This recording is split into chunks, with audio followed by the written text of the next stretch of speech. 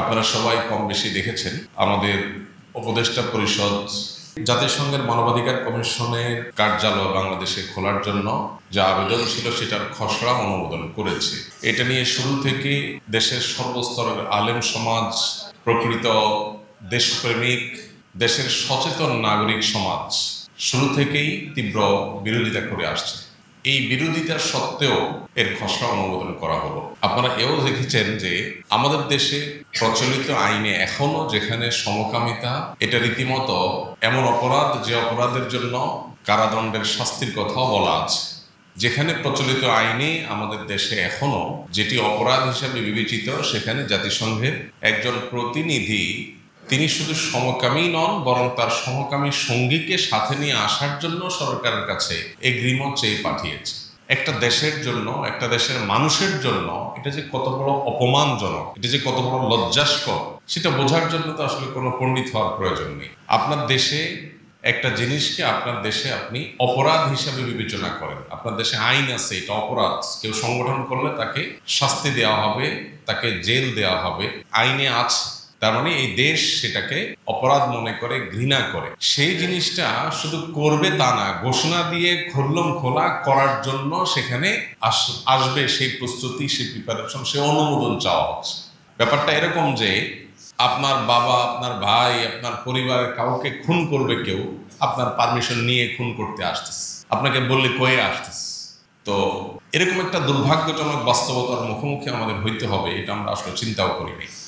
জাতিসংঘ তাদের অনেক ভালো কাজ যেমন আছে, তেমনিভাবে তারা তাদের দায়িত্ব পৃথিবীর বহু জায়গায় যথাযথভাবে পালন করতে তারা চরমভাবে ব্যর্থ হয়েছেন। সেই জিনিসটাও দিনের আলোর মতো আমাদের সবার কাছে পরিষ্কার। বিশেষ করে জাতিসংঘের মানবাধিকার কমিশন, তারা বাংলাদেশে অফিস খুলবেন, এখানে মানবাধিকার নিয়ে কাজ করবেন। এটা নিয়ে শুরু থেকে ওলামায়ে কেরাম কথা বলে আসছেন যে এই জাতীয় অফিস, অর্থাৎ মানবাধিকার কমিশনের অফিস জাতিসংঘের মোট সদস্য সংখ্যা দেশের 193টি। জাতিসংঘের 193টি সদস্য রাষ্ট্রের মধ্যে মাত্র 16টি রাষ্ট্রে এরকম অফিস আছে। সে অফিসগুলো কোন কোন দেশে আছে? বেশিরভাগই হলো যুদ্ধ চলতেছে অথবা গৃহযুদ্ধ চলমান আছে, আইন শৃঙ্খলা বলতে কোনো কিচ্ছু নাই, মা বাপ নাই, এরকম দেশগুলো, যেমন Burkina Faso, Cambodia, Niger, Guatemala, Guinea, Honduras, ফিলিস্তিন, এরকম আরো কলম্বিয়া, অনেকগুলো দেশে প্রচলিত আছে। এই সমস্ত দেশগুলোতে তাদের অফিসগুলো আছে। আমাদের এই সাবকন্টিনেন্টে নেপালে একসময় যখন ভয়াবহ অবস্থা ছিল, তখন এটা তারা খুলেছিল এবং একটা সময় নেপাল সরকার তাদেরকে চলে যেতে বলেছে, তাদেরকে বের করে দিয়েছে। আমাদের দেশের সাধারণ মানুষের অনেকেই আমরা যখনই শুনি জাতিসংঘের মানবাধিকার কমিশনের অফিস আসবে, তখন আমরা খুশি হয়ে যাই যে সুবিধা কি, খারাপ কি, মানবাধিকার কমিশন যদি এখানে থাকে তাহলে মানবাধিকার পরিস্থিতি ভালো হবে, মানুষের অধিকার রক্ষা হবে। এই তো ব্যাপারটা কি আসলে তাই যদি হয়, তাহলে সবচেয়ে বেশি মানবাধিকার বলুণ্ঠিত হয় যে সমস্ত দেশগুলোতে, সে সমস্ত দেশগুলোতে কেন এই সংস্থার অফিস নাই?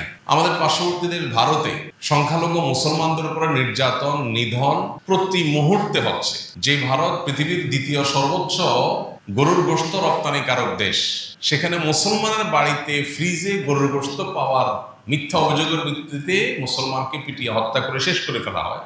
সেখানে মানবাধিকার কমিশনের অফিস কেন হয় না? যেখানে চায়নায় উইঘুর মুসলমানদের কথা আমরা জানি, সেখানে কেন জাতিসংঘ এরকম একটা অফিস খোলে না, মানবাধিকার রক্ষা করার চেষ্টা করে না? মায়ানমারে রোহিঙ্গা মুসলমানদের উপর যে নিধন চলছে বছরকে বছর ধরে, সেখানে যে ভয়াবহ হত্যাযজ্ঞ চলছে, সেখানে কেন তারা মানবাধিকার কমিশন অফিস খুলতে আসে? পৃথিবীর শক্তিশালী কোনো দেশে কেন হয় না? ইউরোপের অনেক শক্তিশালী দেশ আছে যে দেশগুলোতে কৃষ্ণাঙ্গদের উপর ভয়াবহ জুলুম চলছে প্রতিনিয়ত, সে সমস্ত দেশে কেন তারা অফিস খোলে না? যে সমস্ত দেশগুলোতে যুদ্ধ চলছে, যুদ্ধ বিধ্বস্ত, গৃহযুদ্ধ চলমান আছে, এইরকম দেশগুলোর কাতারে তারা আমাদের দেশকে ফেলে এখানে তারা অফিস খুলতে আসছে, আর আমাদের সরকারও সেটা খসড়া অনুমোদন করে। কিভাবে সম্ভব? ইন্টারিম একটা সরকার এই ধরনের ডিসিশন আদৌ নিতে পারে কিনা, এ ধরনের সিদ্ধান্ত নেওয়ার আসলে কোনো সুযোগ আছে কিনা? যে একটা দেশ, এটা একটা সিদ্ধান্তের ব্যাপার। এদেশে যখন মানবাধিকার লঙ্ঘিত হয়েছে, গুম খুন সকাল বিকাল হয়েছে, তখন জাতিসংঘ কোথায় ছিল? তখন তারা কেন অফিস খুলতে আসে নাই? যে সকাল বিকাল মানুষ হাওয়া হয়ে যাচ্ছে, গুম হয়ে যাচ্ছে, হারায় যাচ্ছে, শেষ হয়ে যাচ্ছে, লাশ পাওয়া যাচ্ছে না, নর্দমাতে লাশও পাওয়া যাচ্ছে না, এরকম পরিস্থিতি যখন চলছে, তখন জাতিসংঘের মানবাধিকার কমিশন কেন এদেশে অফিস খোলার জন্য আসে নাই? যখন সে অবস্থার অবনতি হয়েছে, সে অবস্থা যখন পরিবর্তন হয়ে গেছে, এখন তারা এদেশে আসতে চাচ্ছে কেন? এবং তাদেরকেও তড়িঘড়ি করে অনুমোদন দেওয়া হচ্ছে কেন? ওলামা একরামের এত বিরোধিতা সত্ত্বেও কিভাবে এই দুঃসাহস করা হয়? আমরা অনেকে সাধারণ মানুষ আছি, আমার আপনার মতো অনেকে আছি, আমরা যারা জানি না যে এদের আসলে কার্যক্রমটা কি, এরা আসলে কি মানবাধিকার প্রতিষ্ঠা করতে চায়। যেটা আমি বলছিলাম যে সমস্ত শক্তিশালী দেশগুলোতে সংখ্যালঘু নির্যাতন সহ নানাবিধ মানবাধিকার বলুণ্ঠিত হচ্ছে, সত্যিকার মানবাধিকার লঙ্ঘিত হচ্ছে, সে দেশগুলোতে তাদের কার্যক্রম, তাদের অফিস আদালত কেন নেই?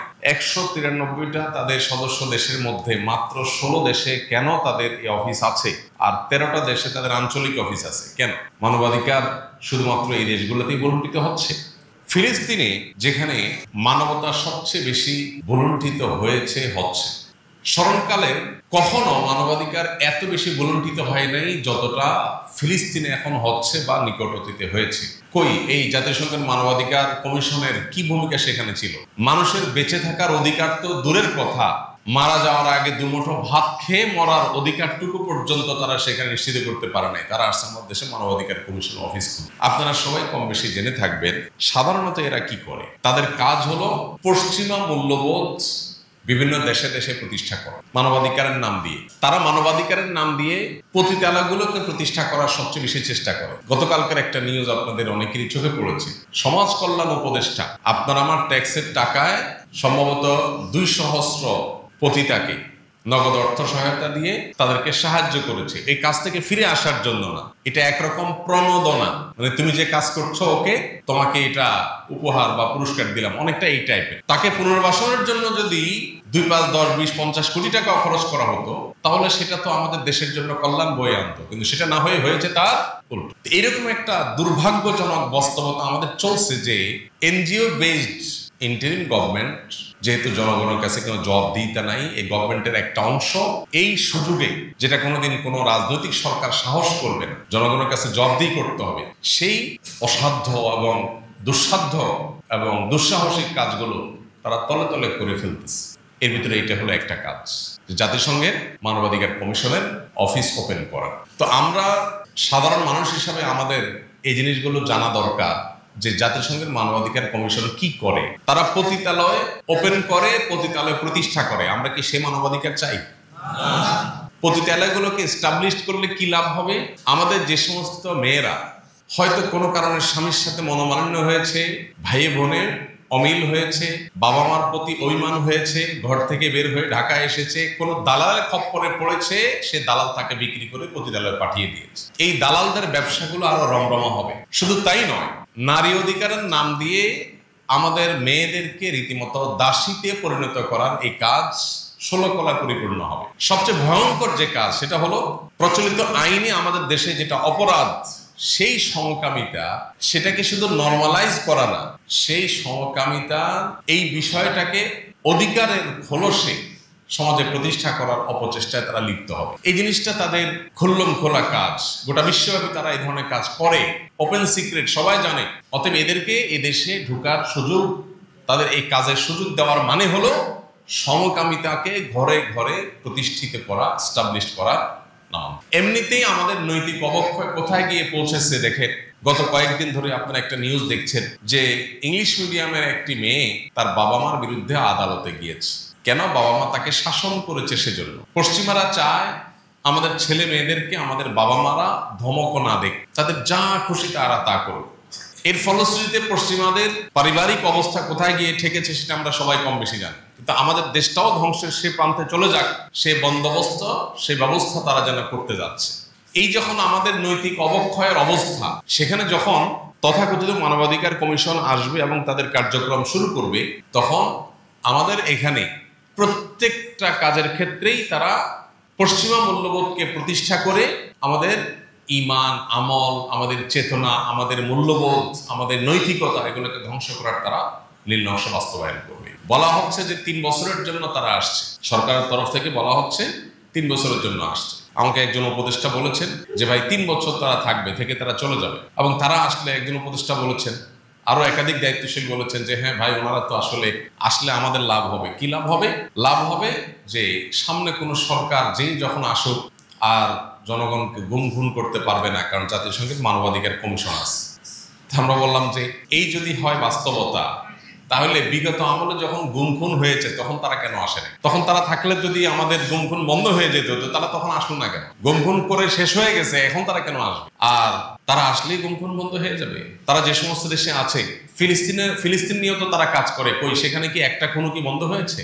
তাহলে আমরা কিভাবে বিশ্বাস করবো যে তারা আসলে আমার দেশে গুম বন্ধ হয়ে যাবে? গুম বন্ধ হওয়ার সাথে কি তাদের আসার সম্পর্ক, নাকি আমাদের মন মানসিকতার পরিবর্তনের সম্পর্ক, কোনটার সম্পর্ক বেশি? তো আমার মনে হয় এই বিষয়টাতে আমাদের প্রত্যেকটা মানুষের যার যার অবস্থান থেকে এটার বিরুদ্ধে প্রতিবাদ করা দরকার। আমরা জাতিসংঘের মানবাধিকার কমিশনের এই অফিস বাংলাদেশে খুলতে দেওয়ার মানে হলো আমাদের নিজেদেরকে অপমানিত করা, আমাদেরকে লজ্জায় ফেলা। Cambodia, Burkina Faso, Guatemala, Guinea, Honduras এবং যুদ্ধ বিধ্বস্ত, গৃহযুদ্ধ চলা এই সমস্ত দেশগুলোর কাতারে বাংলাদেশকে নিয়েছে। ওই দেশগুলোতে অফিস আছে, আমার দেশে অফিস আছে। কেন অফিস পাকিস্তানে নাই কেন? ভারতে নাই কেন? চায়নাতে নাই কেন? মায়ানমারে নাই কেন? আমার দেশে কেন? আমাদের দেশকে কি তাহলে আমরা আফ্রিকার ওই সমস্ত দেশগুলোর কাতারে নিয়ে দাঁড়া করাতে চাই? যদি না চাই, তাহলে সেটাকে আমরা কিভাবে ওয়েলকাম করি? কিভাবে আমাদের উপদেষ্টা পরিষদ সেটাকে অনুমোদন করে? কারা তাদেরকে সে অনুমতি দিয়েছে? এদেশের জনগণ হিসাবে আমরা কি চাই যে আমরা ওই সমস্ত আফ্রিকার দেশগুলোর কাতারে গিয়ে দাঁড়াতে? কিন্তু আজকে তো সেটাই হচ্ছে। এই জন্য আমাদের প্রত্যেকটা মানুষের যার যার জায়গা থেকে এগুলোর বিরুদ্ধে প্রতিবাদ জানাতে হবে। আমাদের প্রত্যেকটা মানুষের অবস্থানকে পরিষ্কার করতে হবে। আমরা কে না জানি আজকের পৃথিবীতে মানবতা যত জায়গায় ভুলুণ্ঠিত হচ্ছে, কোনো জায়গায় তাদের কোনো কার্যকর কোনো ভূমিকা নেই। কোনো জায়গায় তাদের কোনো কার্যকর ভূমিকা নেই। একজন ফিলিস্তিনির রক্ত প্রবাহ বন্ধ হয় নাই তাদের ভূমিকা। বরং আমরা ইউরোপের মতো শক্তিশালী অঞ্চলের পাওয়ারফুল দেশের, ফ্রান্সের মতো এরকম আরো বিভিন্ন পাওয়ারফুল দেশের মাস্তানির জন্য এই সংস্থার তথাকথিত শান্তি রক্ষা মিশনের নামে আফ্রিকার গরিব দেশগুলোর সম্পদ লুণ্ঠনের কথা আমরা কে না জানি? এদেশের কোন শিক্ষিত সচেতন মানুষ জানেন না যে আফ্রিকার গরিব দেশগুলোর খনিজ সম্পদগুলো লুট করে ধনী দেশগুলো নিয়ে যাচ্ছে? এই সংস্থাটার শান্তি রক্ষা মিশনের নাম দিয়ে বিভিন্ন দেশ থেকে সৈনিকদেরকে নিয়ে পাহারাদারি করে এই গুন্ডামি, এই ডাকাতিগুলো তারা করছে। এটা কে না জানে? তারা এসে আমাদের দেশে কিসের মানবাধিকার প্রতিষ্ঠা করে? সবচেয়ে বড় কথা হলো, তাদের মানবাধিকারের যে সংজ্ঞা সেটা কি সার্বজনীন? তাদের মানবাধিকারের সংজ্ঞায় কি আমরা বিশ্বাস করি? তারা তো বিশ্বাস করে তাদের মানবাধিকার সংজ্ঞা হতে পারে যে একটা মানুষের সাথে একটা কুকুরেরও বিবাহ হতে পারে। তাই বলে কি আমি সেটা বিশ্বাস করব? আমার মানবাধিকারের সংজ্ঞা আমার এখানকার ধর্মীয় মূল্যবোধের আলোকে রচিত হবে। এখানে ধর্মীয় মূল্যবোধ, সেটা মুসলমান হোক, হিন্দু হোক, খ্রিস্টান হোক, এই অঞ্চলে মানুষের নিজস্ব মূল্যবোধ আছে। সেই মূল্যবোধের আলোকে আমাদের মানবাধিকারের সংজ্ঞা আমাদের কাছে রচিত হবে, আমাদের কাছে ঠিক হবে। কিন্তু তারা মানবাধিকারের যে সংজ্ঞা দেয়, সেই সংজ্ঞা যদি আমরা মেনে নেই, তাহলে তো আমার সমকামিতার যে আইন আমার আছে বর্তমানে, আমার সেই আইনও তুলে দিতে হবে। তাদের বিরুদ্ধে অভিযোগ আছে, এরা যে সমস্ত দেশে সমস্ত অফিস করে, সে সমস্ত দেশে শয়তানি করে, যাতে করে এই জাতীয় কোনো আইন থাকলে সেগুলো যেন তারা তুলে নেওয়া হয়। অধিকারের নাম দিয়ে এই কাজগুলো তারা করে। অতএব এই বিষয়টা আমাদের প্রত্যেকটা মানুষের সচেতন হওয়া দরকার, সজাগ থাকা দরকার, এবং আমাদের প্রত্যেকটা মানুষের যার যার জায়গা থেকে প্রতিবাদ করা দরকার, যাতে কোনো অবস্থাতেই এটা আর সামনে এগোতে না পারে। আমরা রব্বে কারীমের কাছে দোয়া করি, যখনই কোনো ক্রাইসিসে আমরা পড়ি, এমন একটা পরিস্থিতি যে তেমন কোনো মা বাপ নাই, অনেকটা আনস্টেবল একটা পরিস্থিতি, এরকম সময়গুলোতে সুযোগ বুঝে শয়তানি চক্রগুলো তাদের পা সেখানে আমাদের দেশের মতো এই সমস্ত দেশগুলোতে প্রবেশ করাবার তারা চেষ্টা করে, তারা বসে নেই। অতএব আমরা যদি সজাগ না থাকি, তাহলে সেক্ষেত্রে দিন শেষে যে সর্বনাশ হয়ে যাবে, পরবর্তীতে আফসোস করে হয়তো আর আমাদের পিছনে আরা সম্ভব হবে না। নেপালে তারা এসেছিল, এই সেম অফিস নেপালে তারা খুলেছিল সীমিত সময়ের জন্য, পরে সেটা এক্সটেনশন করে লম্বা সময় তারা থেকেছে। বহু কষ্টে সেখানকার গভর্নমেন্ট সে তাদেরকে বের করতে হয়েছে। অতএব আমাদের দেশে তারা আসলে 3 বছরের কথা বলে আসলে কি 30 বছর আদৌ যাবে কিনা, এবং তারা পাহাড়িদের অধিকারের নাম দিয়ে যদি আমাদের চট্টগ্রামকে দেশ থেকে আলাদা করার চক্রান্ত করে, তাহলে অবাক হওয়ার কোনো কারণ থাকে। কারণ ইতিমধ্যে তারা আদিবাসীদের অধিকার নামে নাটক শুরু করে দিয়েছে। অতএব এগুলো পশ্চিমাদের নতুন কোনো খেলা কিনা যে গোটা বিশ্বকে তারা কনসার্ন করবে, হ্যাঁ বাংলাদেশের এই অঞ্চলে পাহাড়িরা নির্যাতিত, মাজলুম, তাহলে তাদেরকে সাহায্য দরকার। এ সমস্ত আলাপ জুড়ে দিয়ে তারা সেখানে নতুন আর একটা রাষ্ট্র গঠন করার যে নীল নকশা বহুদিন থেকে করে আসছে, বাংলাদেশ থেকে বিচ্ছিন্ন করার যে চক্রান্ত চলে আসছে, এই অফিস এনে মানবাধিকারের নাম দিয়ে সেটা বাস্তবায়নের পথে তারা এগিয়ে যাবে কিনা, এটা নিয়ে যথেষ্ট বড় ধরনের শঙ্কা। আমাদের এখানে আমরা সন্দেহাতীতভাবে ইন্টারনাল বহু সমস্যায় ভুগছি। আমাদের যাদের যখন পাওয়ার হাতে আসে তারা তখনই জনগণের সেবক না হয়ে জুলুম শুরু করে দেয়। এটা আমরা বহুদিন ধরে দেখে আসছি। কিন্তু আমাদের এই সমস্যা সমাধানের জন্য আমাদেরকে লড়াই করতে হবে, সচেতন থাকতে হবে, চেষ্টা করতে হবে, আল্লাহর কাছে দোয়া করতে হবে, নিজেদের চরিত্র বদলাতে হবে। সবই ঠিক আছে, এমনকি বাহিরের সহযোগিতা দরকার হলে সেটাও আমাদের আনতে হবে। তাই বলে এই ধরনের প্রশ্নবিদ্ধ কার্যালয়, যে কার্যালয় তাদের ভূমিকা দিনের আলোর মতো পরিষ্কার, তারা ভালোর চাইতে খারাপ করে বেশি। তারা সাইনবোর্ড লাগায় অধিকারের, ভেতরে করে ষড়যন্ত্রের কাজ। অতএব এদেরকে ডেকে আনা মানে হলো খাল কেটে কুমির নিয়ে আসা। সেই কাজটা কোন রাজনৈতিক সরকার করার সাহস পাবে না দেখেই এই ইন্টারিম গভর্নমেন্টের ঘাড়ে সাওয়ার হয়ে সেটা এখন একটা আনস্টেবল পরিস্থিতির মধ্যে ঢুকাই দেওয়ার চেষ্টা করা হচ্ছে। সমস্যা হলো এমনিতেই মূল্যবোধ শেষ, এমনিতে আমাদের নীতিনৈতিকতা শেষ, এমনিতে তরুণ প্রজন্ম ধ্বংসের দ্বারপ্রান্তে চলে গেছে। সেখানে যদি পশ্চিমা মূল্যবোধকে অফিসিয়ালি প্রতিষ্ঠা করার চেষ্টা করা হয়, কোথায় যেতে পারে আমাদের অবস্থা সেটা বলার অপেক্ষা। আল্লাহ রাব্বুল আলামিন সকল শকুনের থাবা থেকে, নজর থেকে আমাদের প্রিয় স্বদেশকে হেফাজত করুন। ছোট্ট একটা দেশ আমাদের, এটাকে নিয়ে কত ষড়যন্ত্র, এত মানুষ, বসবাস করবার মতো জায়গা নেই, পর্যাপ্ত আমাদের খাদ্য উৎপাদন করার মতো ফসলের মাঠ নেই। এরপরে একের পর এক প্রাকৃতিক দুর্যোগ, একটা বন্যা মোকাবেলা করতে না করতে আরেকটা বন্যা এসে হাজির হয়ে যায়। এলাকাকে এলাকা, শত শত হাজার হাজার একর জমি, ফসলের মাঠ পানির নিচে তলিয়ে যায়। এমনিতেই আমাদেরকে হাজারটা সংকট মোকাবেলা করতে হয়, এরপর আবার একের পর এক শকুনের থাবা। কেন শকুনের থাবা? আমরা সবাই জানি, ভৌগোলিকভাবে আমাদের এই দেশটি এত গুরুত্বপূর্ণ জায়গায় অবস্থিত যে এই অঞ্চলে খবরদারি করতে চায় পৃথিবীর পরাশক্তি দেশগুলো সবগুলো। অতএব এই যে শকুনের কুনজর, শকুনের বদনজর, শকুনের যে থাবা, এটা থেকে আল্লাহ রাব্বুল আলামিন আমাদের এই প্রিয় মাতৃভূমিকে হেফাজতে রাখুন।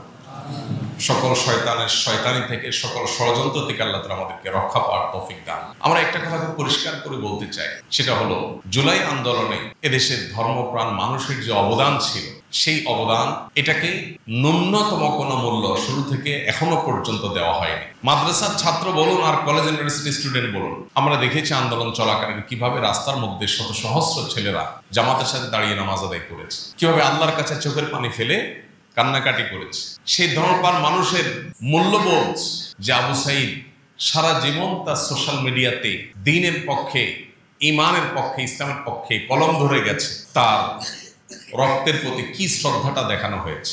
উপদেষ্টা পরিষদে এমন কিছু লোকজন আছে যাদের জুলাই আন্দোলনে চুল পরিমাণ কোনো ভূমিকা নেই, একটা চুলের কোনো ভূমিকাও তাদের নেই। তারা এসেই পশ্চিমাদের এজেন্ডা বাস্তবায়নে নেমে গেছে। এই সমাজ কল্যাণ উপদেষ্টা, যিনি পতিতাদেরকে এই সদ্যই দেশের আপনার আমার ট্যাক্সের টাকা থেকে কোটি কোটি টাকা দিয়ে তাদেরকে প্রণোদনা দিয়ে তাদের এই কাজে একরকম উৎসাহ যোগাচ্ছেন, এবং নারী সংস্কার কমিশনের নামে সরকারের সবচেয়ে বিতর্কিত কাজটা যে লোকটা করাইছেন, এই লোকটাই এই মানবাধিকার কমিশনকে দেশে আনার জন্য সবচেয়ে বেশি মরিয়া হয়ে আছে। কেন? কাদের স্বার্থ রক্ষা করার জন্য। এই বিদেশি চরগুলো আমাদের দেশটাকে বিক্রি করে যার যখন সুযোগ পাইছে সে তখন আমাদেরকে গোলাম এবং দাস বানায় রাখার চেষ্টা করেছে। আমাদের মুশকিল হলো আমরা সচেতন হতে চাই না, আমরা এগুলো জানতেও চাই না, বুঝতেও চাই না। সর্বনাশ হয়ে যায়, এরপর আমরা আফসোস করি, হতাশ। তো আর কিছু না পারি, জুমার দিন আল্লাহর কাছে আমরা দোয়া পেশ করি, আল্লাহ আমাদের ক্ষতি হয়, আমাদের ধ্বংস হতে পারে, আমাদের বিরুদ্ধে ষড়যন্ত্র করার কোনো জাল বোনা হতে পারে, এমন সব চক্রান্তগুলোকে আপনি নস্যাৎ করে দিন। আপনি আমাদেরকে হেফাজত করুন।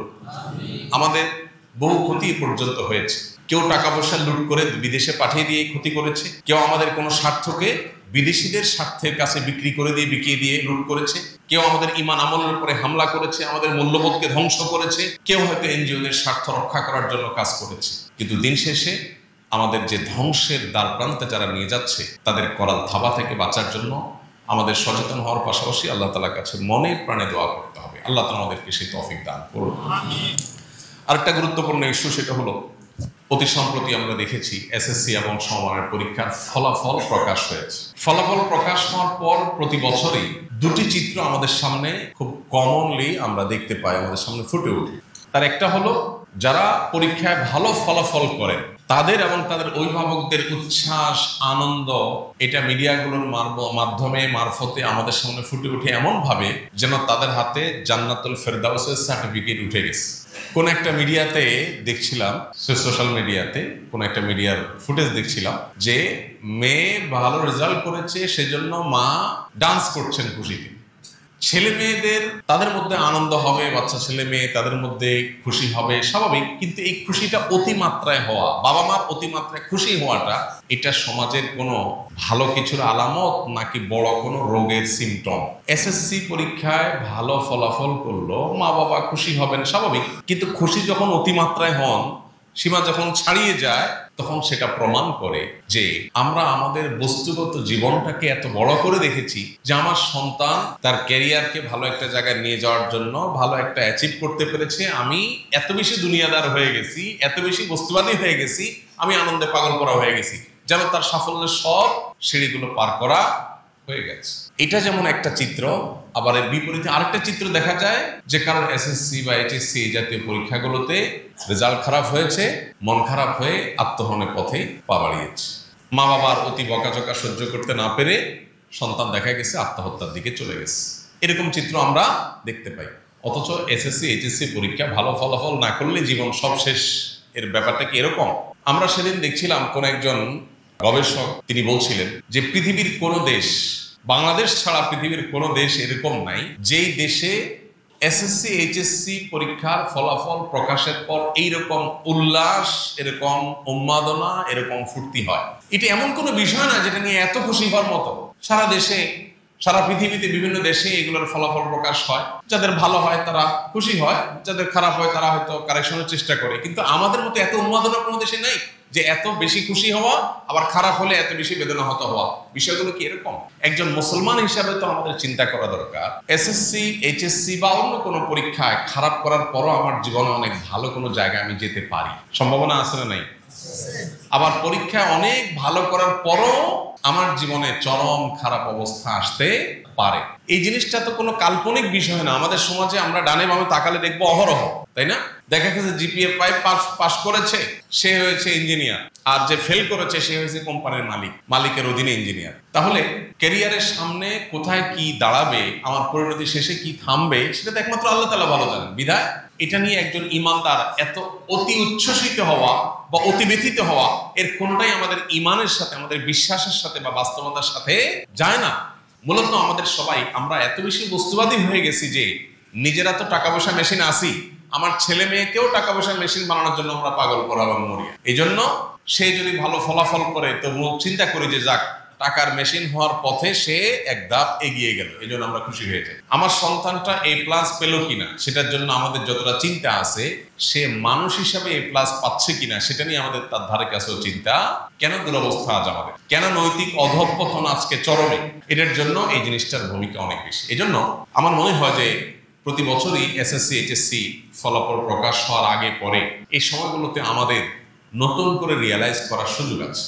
আমার মেয়েটা এবছর এইচএসসি পরীক্ষা দিচ্ছে। বেশ কয়েকদিন পরীক্ষা চলে যাওয়ার পর, 5-7টা পরীক্ষা চলে যাওয়ার পর আলোচনা উঠলো যে আরে পরীক্ষা দিতে গেলে নাকি মা বাপকে বলে যেতে হয়, অনুমতি নিয়ে দিতে হয়। তো আমরা তো অবাক, আমি তো জানলাম না, ও তো ডেইলি চলে যায় পরীক্ষা দিতে, আমার তো কোনদিন বললো টললো না। আমি তো অপমান বোধ করলাম যে বাবা হিসাবে আমার কাছে একটু জিজ্ঞেসটা করলো না।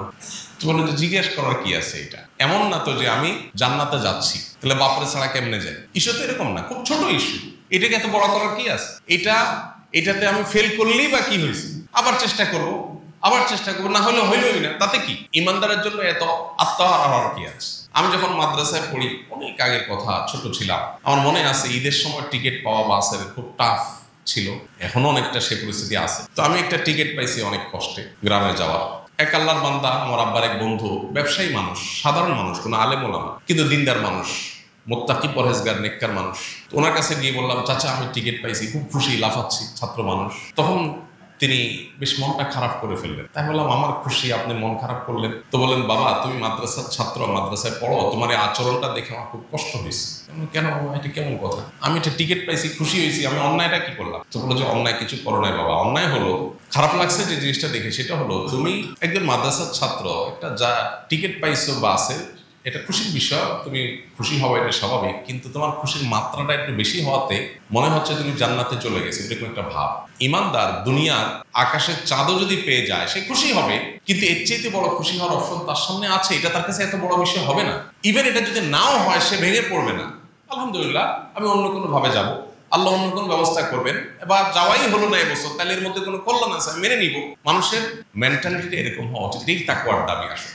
এসএসসি পরীক্ষার ফলাফল উপলক্ষে এই একটা কথা আমার মনে চাইছিল যে আপনাদের সাথে একটু শেয়ার করি, যে এই যে আমাদের অভিভাবকদের অতি আনন্দে আত্মহারা হয়ে যাওয়া অথবা অতি ভেঙে পড়া, এই দুটার কোনোটাই আমাদের ইমানের সাথে আসলে যায় না। এই জিনিসটাকে আমাদের নতুন করে আমার মনে হয় ভাবা দরকার, আমাদের ভাবনার জগৎকে নতুন ভাবে সাজানো দরকার। আরেকটা বিষয় এক লাইনে বলতে হয়, সেটা হলো ডেঙ্গুর প্রকোপ প্রচুর পরিমাণে বেড়েছে। ডেঙ্গু রোগী ঘরে ঘরে। আমাদের দেশে কোভিড-19 যত টাকা এদেশে লস হয়েছে কোভিড-19কে ঘিরে, লকডাউনের কারণে, টিকা কিনতে গিয়ে, নানা কারণে, তার সিকি ভাগ দিয়ে যদি ডেঙ্গু প্রতিরোধ করা হতো তাহলে এদেশের মানুষ অনেক ভালো থাকতো। আপনারা জানেন ডেঙ্গুতে যত মানুষ মারা যায় বা গেছে, কোভিড-19 এর ধারে কাছে মানুষ মারা যায়নি, কিন্তু এটা নিয়ে তেমন কোনো আলোচনা পর্যালোচনা নেই। এখানে অনেক চিকিৎসক আছেন, আমাদের সভাপতি সাহেব তিনি নিজেও একজন ডাক্তার, একটা হসপিটাল পরিচালনা করেন। যারা সংশ্লিষ্ট আছেন তারা ভালো বলতে পারবেন যে কি পরিমাণ মানুষ সাফারাত ডেঙ্গুর কারণে। তো আমাদের একদিকে যেমন পরিচ্ছন্নতা,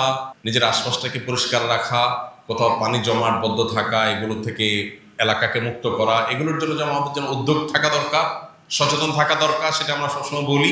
এর পাশাপাশি আল্লাহর কাছে গণ তওবা করা দরকার। এই মশাগুলো মাঝে মধ্যে দেখে আমার কাছে মনে হয় যে এগুলো মশা না, এগুলো মনে হয় শয়তান, আমাদের গুনাহের ফসল আমার মনে হয়। এত পরিমাণ স্প্রে করার পরেও দেখা যায় সব ভরে গেছে, প্রত্যেকে সব মেরে সাফ করে ফেলছেন, আবার 2-4-5 ঘন্টা পরে দেখা যায় যে সেই হয়ে গেছে। তো আমাদের গণ ইস্তেগফার করা দরকার এবং প্রচুর পরিমাণ সচেতনতা বৃদ্ধি করা দরকার। এবং বিশেষ করে বর্ষাকালে যে বৃষ্টি বাদল হয়ে বিভিন্ন জায়গায় পানি জমাট হয়, সেখান থেকে এই যে মশা, সে মশা তৈরি হয়ে হাজার হাজার মানুষ হসপিটালে কাতরাচ্ছে, মারা যাচ্ছে, ঘরে ঘরে জ্বরে আক্রান্ত হচ্ছে। এ ব্যাপারে আমাদের সচেতনতা এবং গণতওবা দুইটাই একসাথে বাড়ানো দরকার। সর্বশেষ পয়েন্ট হলো, লাগাতার বৃষ্টির কারণে অনেক জায়গায় জলাবদ্ধতা শুরু হয়েছে, বন্যার পরিস্থিতি তৈরি হয়েছে। আমাদের প্রত্যেকের যার যার সাধ্য অনুযায়ী আমরা চেষ্টা করবো ইনশাআল্লাহ নিজের এলাকাতে বা নিজের জানাশোনা সারাউন্ডের মধ্যে যে সমস্ত এলাকাগুলোতে মানুষ প্লাবিত হয়েছে তাদের পাশে দাঁড়ানো। যদি এখনো জাতীয় দুর্যোগ হওয়ার মতো ওইরকম পরিস্থিতি হয়নি, আল্লাহ তাআলা রক্ষা করুন আমাদেরকে, কিন্তু ইতিমধ্যে অনেক জায়গায় হয়েছে। পাশাপাশি দোয়া করা দরকার, আল্লাহুম্মা হাওয়ালাইনা ওয়ালা আলাইনা। অতিবৃষ্টি যেটা আমাদের ক্ষতির কারণ হয়, সেটার কারণে আমরা আল্লাহর কাছে দোয়া করবো, আল্লাহুম্মা হাওয়ালাইনা ওয়ালা আলাইনা। আল্লাহ আমাদের আশেপাশে বৃষ্টি দাও, যেখানে আমাদের ছোট্ট একটা দেশ, সামান্য একটু ফসল হয়, এটা দিয়ে আমরা টিকে থাকি, এখানে অতিবৃষ্টির কারণে যদি সব ডুবে যায় আমরা ক্ষতির মুখোমুখি হব। এই জন্য আল্লাহর কাছে দোয়াও করা দরকার। নানাবিধ সংকটের মধ্য দিয়ে আমরা সময়টা পার করছি। এদেশের মানুষ আমাদের জন্য খুবই গুরুত্বপূর্ণ টার্নিং পয়েন্ট যাচ্ছে। অনেকটা অভিভাবকহীন, অনেকটা অস্থিতিশীল একটা পরিস্থিতির মধ্য দিয়ে ঘোলা পানিতে অনেক ধরনের অসুবিধা আমাদের তৈরি হওয়ার আশঙ্কা তৈরি হয়েছে। এই কারণে আমি আপনাদের কাছে আকুল আবেদন করতে চাই যে আমাদের প্রত্যেকে আসুন আল্লাহ তাআলার কাছে আমরা একটু ইস্তেগফার করি, তওবা করি, এবং একটু আমাদের দোয়াতে আমাদের দেশের কথা, আমাদের মাটির কথা আমরা আল্লাহর কাছে উল্লেখ করি যে আল্লাহ আপনি আমাদেরকে সব ধরনের বিপদ আপদ, মুসিবত, ষড়যন্ত্র, ক্ষয়ক্ষতি, এগুলো থেকে আমাদেরকে আপনি হেফাজত। আমাদের ঘরে ঘরে প্রত্যেকটা মানুষের অন্তর থেকে এই ধরনের দোয়া আমাদের বের হয়ে আসা দরকার। নানা কারণে খুবই গুরুত্বপূর্ণ একটা সময় আমরা পার করছি। যারা সচেতন তারা খুব ভালো করে উপলব্ধি করতে পারছেন যে আমাদের জন্য খুবই টার্নিং পয়েন্ট পার হচ্ছে। এখানে যদি আমাদের ভুলগুলো হয়ে যায় তাহলে তার জন্য আমাদেরকে মূল্য দিতে হতে পারে আবারও যুগ যুগ ধরে, বছর বছর। এই জন্য একদিকে আমাদের সচেতনতা, আবার অপরদিকে আমাদের রবের কাছে দোয়া। ইমানদারের দুটি অস্ত্রের দুইটাই ব্যবহার করতে হবে। আমরা এই দ্বিমুখী চেষ্টা যখন অব্যাহত রাখবো, হয়তো আল্লাহ তাআলার রহমত অনুগ্রহ আসবে। আল্লাহ তাআলা আমাদের সবাইকে হেফাজত করুন, আমাদেরকে আল্লাহ তাআলা রক্ষা করুন। বৃক্ষরোপণের একটা সময় যাচ্ছে, সোনালী সময়। অনেকগুলো ইস্যু বৃক্ষরোপণের জন্য আমরা চেষ্টা করি, কারণ প্রচুর পরিমাণে মানুষ ক্ষতিগ্রস্ত হচ্ছে, বিশেষ করে আমাদের পরিবেশ বিপর্যয়ের কারণে। আমরা বন্যার কাজ করতে গিয়ে গত বছর দেখেছি ফেনীর এবং কোনো কোনো জায়গায় এমন হয়েছে যে রাস্তা দিয়ে ত্রাণের গাড়ি যাওয়ার মতো অবস্থা নেই। কেন? কারণ পানি উঠে রাস্তা এবং পাশের বিল সমান হয়ে গেছে। এখন আমি যে আমার ত্রাণের গাড়িটা নিয়ে যাব দুর্গত এলাকাতে, আমি জানি না যে কতটুকু রাস্তা আর ঠিক কতটুকুতে এসে বিল। অথচ যদি রাস্তার দুই পাশে গাছ লাগানো থাকে তাহলে খুব সহজে আমি রাস্তা নিরূপণ করতে পারতাম, দুই পাশে গাছের সারির মধ্য দিয়ে আমি গাড়িটা টেনে চলে যেতে পারতাম। এই কাজটা পর্যন্ত করা যায় না। আসুন্নাহ ফাউন্ডেশন থেকে আমরা প্রতি বছর গাছ লাগাই। এই বছর আমরা বৃক্ষরোপণ ঘোষণা দিয়েছি এবং আমাদের কাজ চলমান আছে। আমার মন চায় যে এইরকম সব রাস্তাগুলোকে বের করে এই রাস্তাগুলোর ধারে গাছ লাগাই, কিন্তু গাছগুলো কে দেখাশোনা করবে? আমরা লাগাই দিয়ে আসলাম, দেখাশোনাটা কে করবে? জুলাই আন্দোলনে আমাদের প্রগতির স্মরণের সব গাছগুলো সব ধ্বংস হয়েছে, নষ্ট হয়েছে। এগুলো সবগুলো আমরা আসুন্নাহ থেকে লাগাইছি, প্রত্যেকটা একেবারে কুড়িল থেকে নিয়ে রামপুরা পর্যন্ত এই পুরা রাস্তার গাছগুলো আসন্ন ফাউন্ডেশন থেকে আমরা লাগাইছি। কিন্তু লাগাইলে কি হবে? এই গাছগুলো তত্ত্বাবধান করার জন্য তো আমাদের প্রত্যেকটা মানুষকে সচেতন হইতে হবে। কেউ একজন লাগাইছে, সেই গাছটাকে আমি যত্ন করব, ধ্বংস করব না, কিন্তু যে যেভাবে পারি আমরা ধ্বংস করি। তো আমরা যদি এই বৃক্ষরোপণের এই সময়টাতে প্রত্যেকটা মানুষ 2-4টা করে গাছ লাগাই, ইনশাআল্লাহ হয়তো বন্যার এই প্রকোপ বা এই জাতীয় পরিবেশ বিপর্যয় সংশ্লিষ্ট যে ক্ষতি আছে সেগুলো থেকে আমরা রক্ষা পাবো। আল্লাহ রাব্বুল আলামিন আবারও দোয়া করি আমাদের সবাইকে হেফাজত করুন, আমাদের সবাইকে নিরাপদে রাখুন, আমাদের সবাইকে আল্লাহ তাআলা ভালো রাখুন। ঘরে ঘরে অনেকে জ্বরে আক্রান্ত, সিজনাল জ্বর, ডেঙ্গু, আরো নানা রকমের ভাইরাল ফিভার আক্রান্ত অনেকে, আমরা তাদের জন্য দোয়া করি আল্লাহ তাআলা সবাইকে সুস্থ রাখুন।